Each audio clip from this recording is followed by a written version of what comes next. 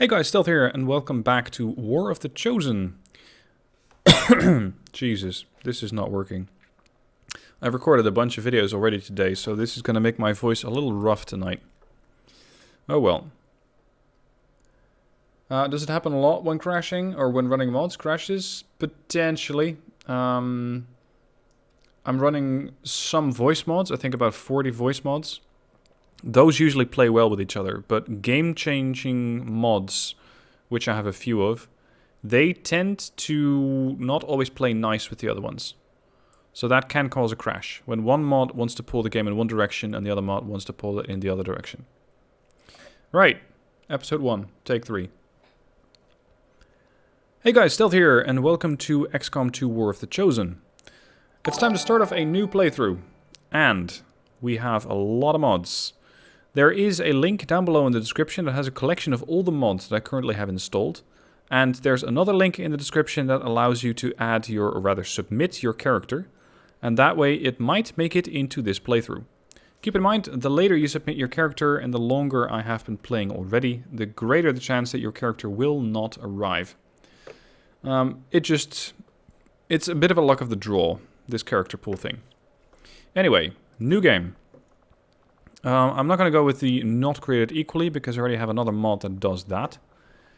I am going to go with epigenetics, artificial genetics. I used to know what these things did at some point, but I just usually have them enabled. Red fog is handled by a different mod. I'm going to go for a minimum of 30 for the minimal income for a region. 15 is just ridiculously low. Alright, commander difficulty, advanced options. Now over here I might have a lot more than you have on your game. That's because, again, of mods. Lengthy scheme, double the length of the Avatar project. I'm going to go with a mod that's called RPGO, or RPG Overhaul by Musashi. Great mod. And there are tons of mods which tie into that beautifully. It's going to make it so that your soldiers are no longer just one class, but they're, in effect, 3 different classes. And all soldiers can use all guns. This is going to prove very, very interesting. You can make really weird combinations. Not created equally. Macrophageal transgenesis is a gene mod, or rather a mod that allows soldiers to be gene modded while wounded. This is something that I'll explain as we get to it, or rather discover as we get to it, because this is a mod that I have not yet used. Only a mutant losing a gene mod limb due to a grave wound will disable that gene mod. And biosynthesis, this is a mod that ties the gene mods and augmentations together. And again, it's something that we will see as the situation develops. Let's go. No Iron Man, because I never quite know how it's going to go down. Sometimes these things crash. Let's start. I'm going to skip the cinematics because I'm kind of assuming that most people have already seen these things. I am just starting off with this particular video series. That might mean that the audio... sometimes it's too loud, sometimes it's too soft. I might have to use chat and adjust that a little bit.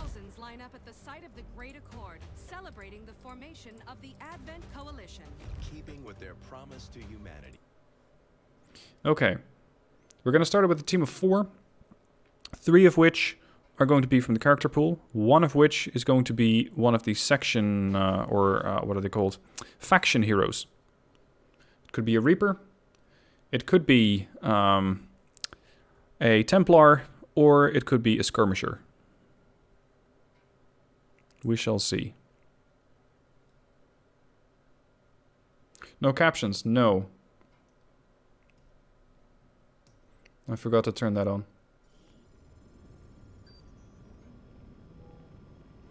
Okay. Game volume is low. Okay, I'll have to turn that up a bit. I think I'm seeing Sape over there. Where's that Red Fox? Might be Red Fox. I'm seeing Kana. Familiar operative from the previous campaign. Let's first adjust the audio levels. Let's go with slightly higher voice and effects. Music I'm going to keep off, because more often than... Actually, no. Screw that. I hope that the game's not going to get completely copyright struck down by XCOM. We'll see. Alright, I'm seeing red. Gene Allen. Over here we have Bones, Kon Ying Yuan. We have Maniac, Jakub Kovarik. And finally we have Stephanie Faust, aka Kana. So, they are going to be here. Now, straightforward objective, destroy the monument over here. As you can see though, my squad has been deployed over a larger area. And this is something that one of the mods does. It deploys your squad over a larger area. Normally you're just bunched up in a tile of, or an area of 9 tiles, so 3 by 3. But now you have a bit more dispersion. Speaking of mods, let's have a look. These are not all the mod settings, but quite a few of them. Squad select, I don't really need to do much about this.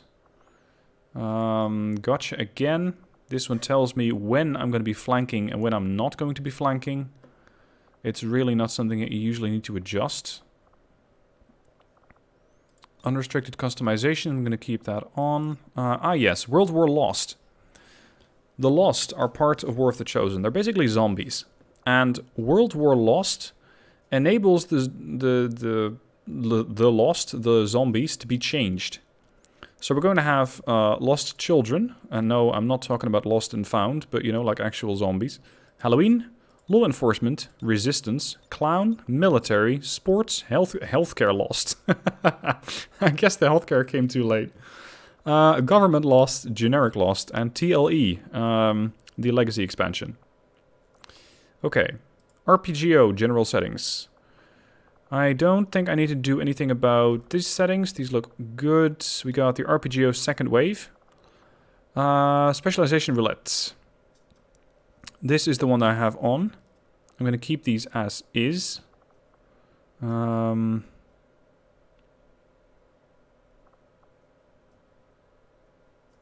okay. Immersive strategy layer, I don't really need to do much about that. Increased pod size by strength. The more powerful an enemy becomes, or the more powerful Advent becomes over here, the bigger their pods are going to be. This is going to be pretty damn important, because they will throw up a hell of a challenge if I run into more powerful pods. Black market usage. This tells me when units or when items are being used by the black market, and the kill counter shows me what sort, or rather how many enemies there are. Let's have include turrets active. And if I have the black market enabled, it's also going to tell me how many units there are left. Now let's hope that the game doesn't immediately crash when I do this. There we go. Save and exit and return to the game. Alright, stats. Kana has 62 aim, 12 mobility, 5 health, and 3 to 5 damage. We have Red, 61 aim, 12 mobility, 6 health. Bones is in a league of its own, 7 health, 74 aim, 3 to 4 damage. And Maniac, 63, 5, 12, and 3 to 5. Right. Let's have the Reaper scout out.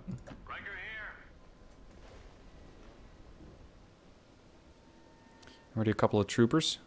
Now, I was really hoping I could run a mod called A Better Advent, but that mod interferes with another mod that I'm running, so I decided to turn A Better Advent off. I don't like it, but this is unfortunately the way that it is. I will have to run without that mod.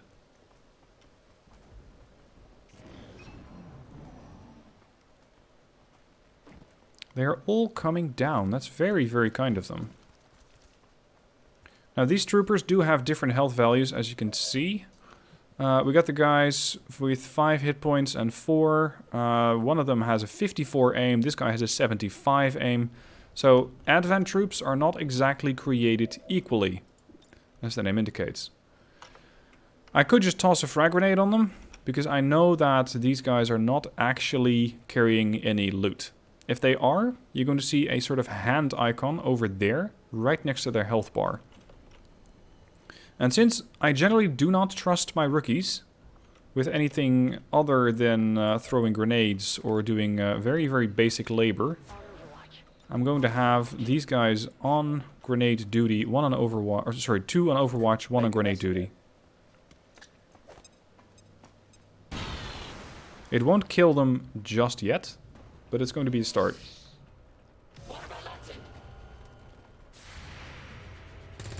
Yeah, red misses.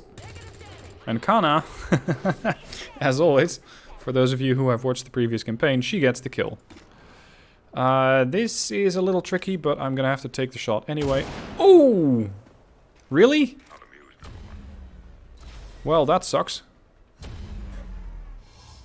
I thought I could pretty easily take that shot, but not so much. What's it? Uh-oh. Oh, he's going Overwatch. Whew, this could have been bad. There. This guy, that hand icon, he has loot on him. Now, I'm going to immediately activate the second pod, which I really don't like. But here we are. He's even getting a shot? Really? By the way, did I set up the... where is it? Where is it? Where is it? There was one. It's on mods. Maybe I cannot get to it here. There is a mod that allows you to set up what sort of damage you take from red fog. Whether it's using the linear or the Gaussian calculation, as they put it. Linear red fog. Actually, let me take a step back. Red fog means that your soldiers are going to be wounded, and when they're wounded, they're going to lose accuracy. Like this guy. He has 46 aim. He started with more, but his aim's been reduced due to wounds. If you use a linear formation or a linear calculation, it's going to be pretty much direct. So that means that you're going to be taking more damage of sorts. Hold on, I thought you were detected. Anyway, your stats are going to drop more. This time around, they're not that bad. Okay. Now, I still need to take down a couple of the guys. I need to be careful with him, because I want his loot. I guess grenade duty it is. This one I can kill. This one will not be killed by the grenade.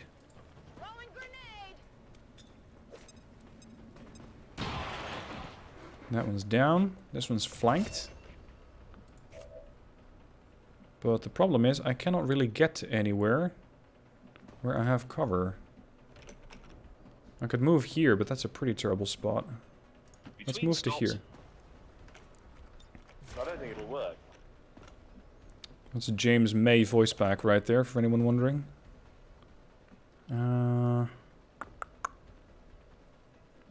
Flank.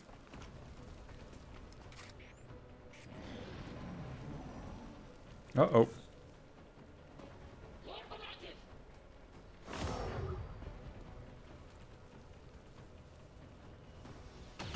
Ooh, that could have perfectly well hit, especially considering that she's marked now. Oh, this whole truck's gonna go. Time to get out of here. The whole truck's gonna blow up. They got nobody on Overwatch. So I guess it's time to start pushing. From here, I got at least one flank. I want you to take this guy out. Maniac. One down. Not bad. No, sir, it's not. Then... I cannot kill this guy in one go. Because he has too many hit points. This one I could probably kill in one shot, using the Reaper.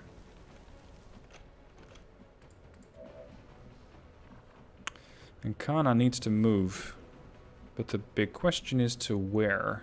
Because this car is going to blow up pretty sky high. Let's move here. What I could do... Let's see, where can you move? Jean can move to here, which would put her in low cover. This is going to be tricky. I guess I'm just going to have to move her back into a position of high cover. Yeah, there.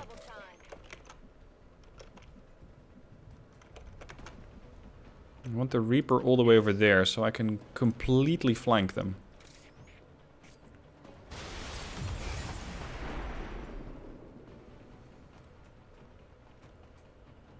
Now both of these ladies are in high cover. Oh shit, is that a flashbang? Whoa! Oh dear. Oh no. Oh, well, at least she picked red. Holy shit. Look, now I'm on the receiving end of the red fog. Red now has an aim of 40.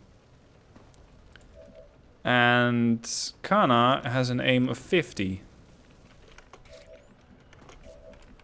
Well, advanced soldiers are getting smarter, that's for damn sure.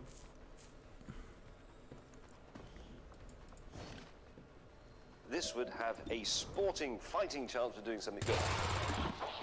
Alright, at least Maniac's still operational. Can I get to the flank on this guy? Yeah, kind of. 60% chance to hit. Did you hit that? Yes. Reaper. I need you right here. Bones. Take the shot. Get the kill. There you go. Whew. That was not your average flashbang. That soldier, that officer went straight for the frag grenades. That's nasty, because that means that at least 2 of my troops are going to be out for a bit. At least War of the Chosen is not as harsh on your soldiers, and especially their recovery time, as War of the Chosen is. If this was War of the Chosen, both ladies would be out of commission for about a month. Whereas with War of the Chosen, it's probably going to be a week or 2.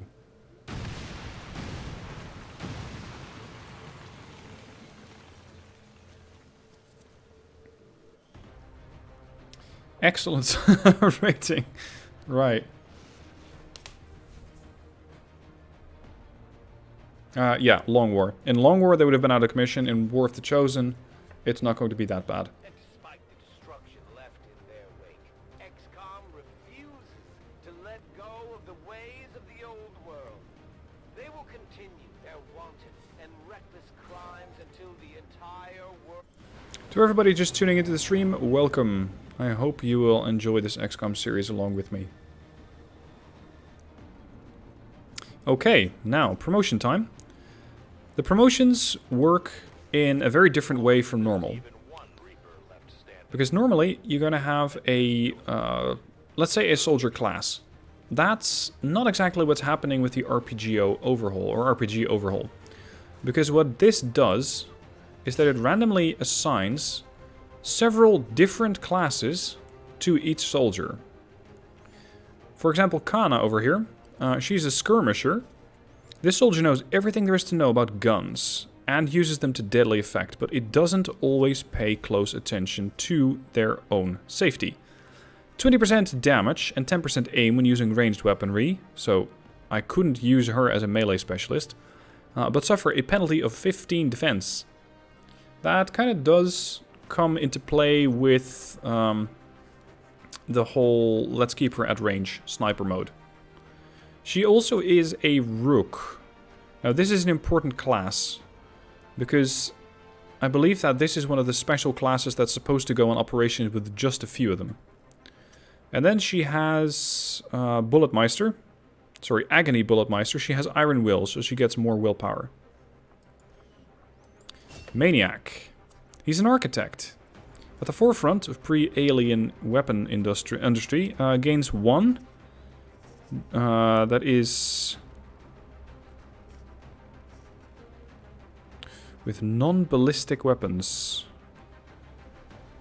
Non-ballistic. So everything but standard weaponry. With an LS, an MG.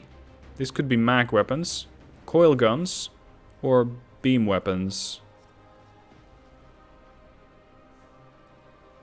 Okay, so I guess he deals more damage. He also has coup de grace. Bonus to hit, damage, and critical chance with a melee weapon against a disoriented, stunned, or panicking enemy. So this guy can put them down faster. And he has... Oh, he's a bishop. This is important. If you send these guys out with regular troops, it could go haywire. Low profile. And red. Raider. A former officer of great insight. Missed attacks. Deal 1 for conventional. 2 for... what's that again? MG. It's not machine gun. It's magnetic. Or 3 with beam weapons. So she's always going to be dealing some damage.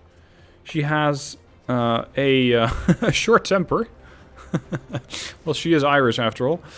A short temper as it is, but getting hit in combat makes their blood boil. Gains 3 mobility and 15 critical chance when wounded. And door kicker. Gain 10 aim on melee attacks. This could be very interesting. Alright, no promotion for the Reaper as it only got 1 kill and is already a squaddy. We got a suppressor, we got an Illyrium coating, a couple of corpses and an officer. Alright, let's go for research. We have some new research to do. What do we go for first? Let's go for alien biotech. I'm going to try and get more regions into my fold faster. Okay, engineering. What sort of facilities can we build? Oh no. Oh, this is not great. Normally, I would ideally have a slot over here or there, because then I can throw down the GTS, the Guerrilla Tactics School, and that allows me to start training up soldiers. I don't have that. And normally I put a workshop down here, which allows 4 gremlins. So that's 1 gremlin there, 1 there, 1 there, and 1 here. That's not exactly happening.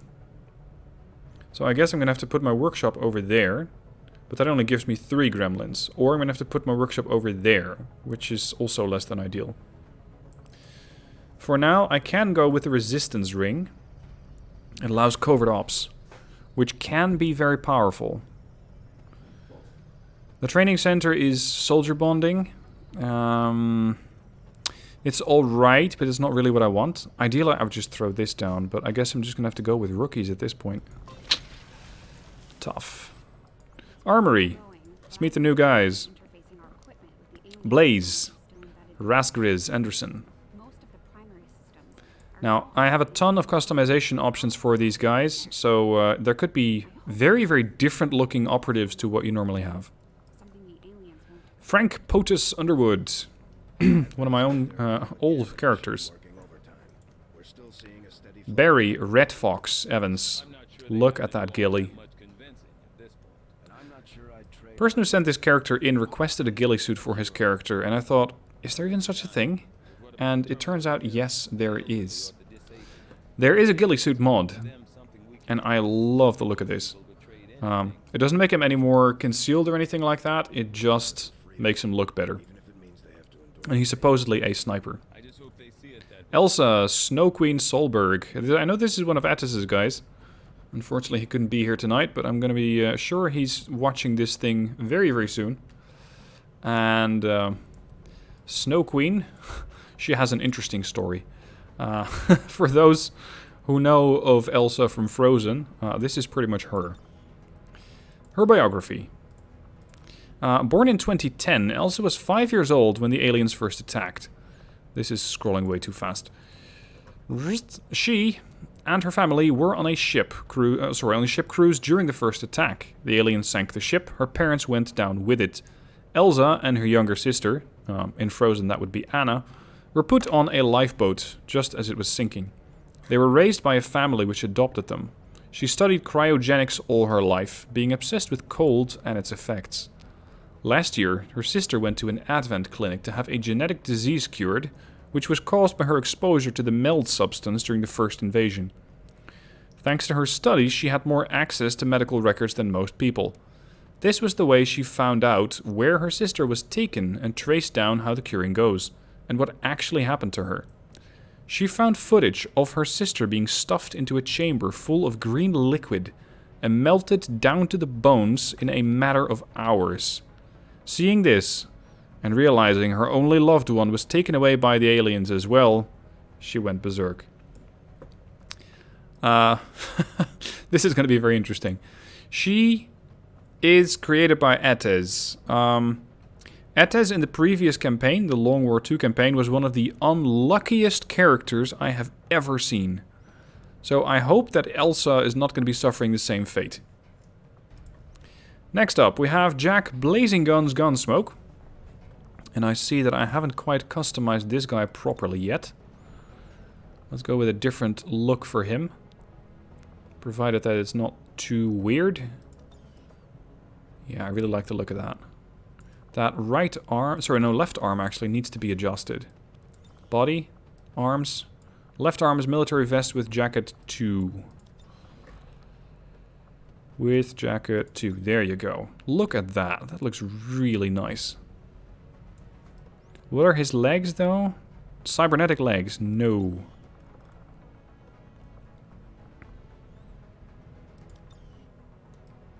That's better.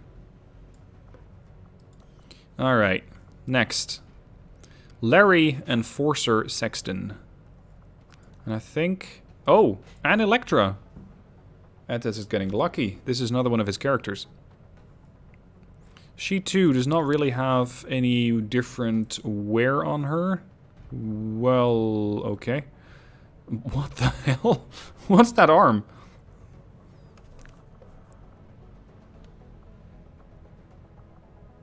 Takes a couple of seconds for these things to load every time. Number 2. Yeah. You guys want this one, huh? You want this one. You know what? I don't mind. I am going to, however, change her right arm and her left arm because they don't fit with this particular look. The left arm currently does not have any customization, but the arms are set up for the GIGN character.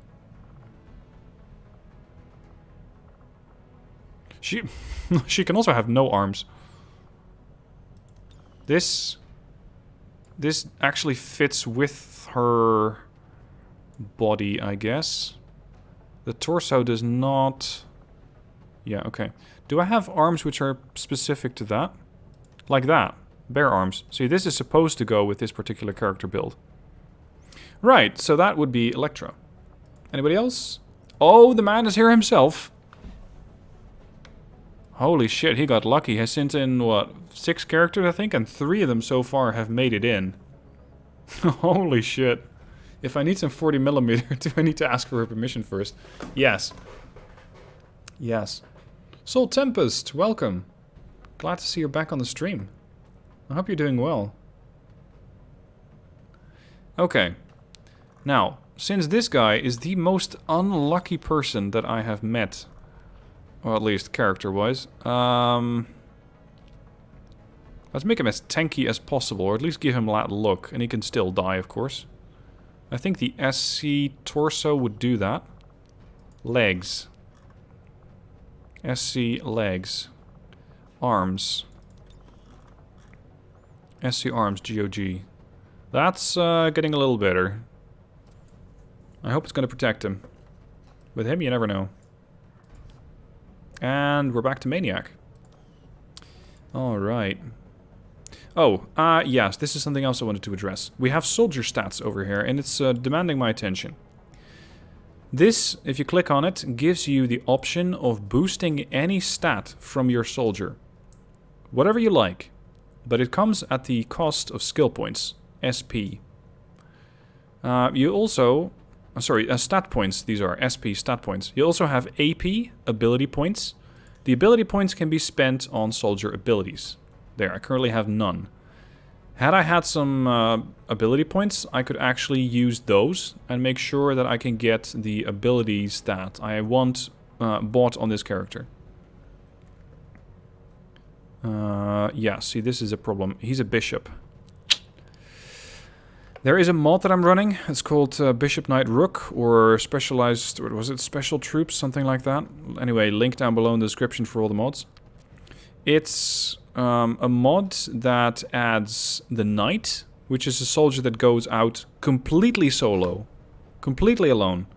Then you have the bishops, which go out in 2, and rooks, I think, go out in 3.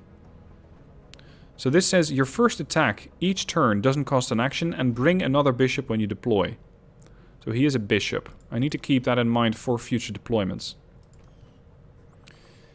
Jean is down for 10 days and Kana for 7. Well, that's a great start. Okay. With that, I'm going to end the first episode. There is a lot more on the way. There's a lot coming in. There are definitely more characters which are going to make an appearance, as there are still more characters currently in the recruit section. But I want to see what sort of characters I get. What sort of characters I can pick up, and I will probably recruit these at some point, but for now I have to be a little careful with the supplies.